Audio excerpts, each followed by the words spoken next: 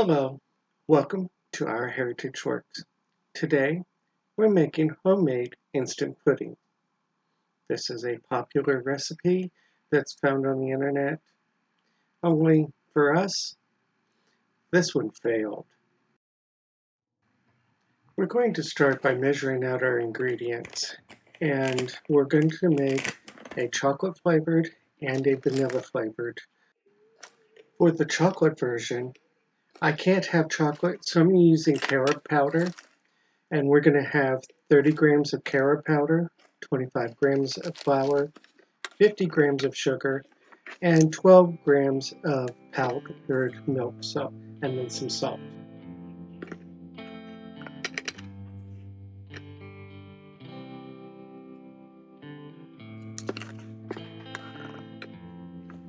For the vanilla version, we're going to have 42 grams of powdered milk, 25 grams of flour, 50 grams of sugar, and some salt.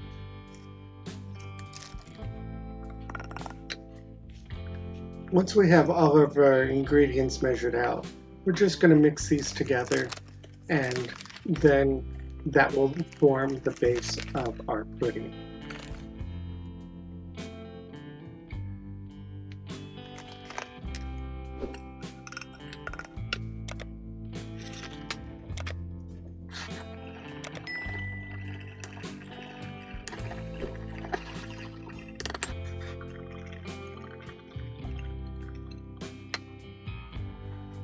To each base, we are going to add 2 cups of milk and 1 teaspoon of vanilla extract. All we do is mix this together, and then we're going to heat it on the stove. We're going to cook these until they are thickened. Then we'll put them into bowls and let them cool down for a while until they have properly come to the right thickness. Now, when we finally tasted these, they looked fine.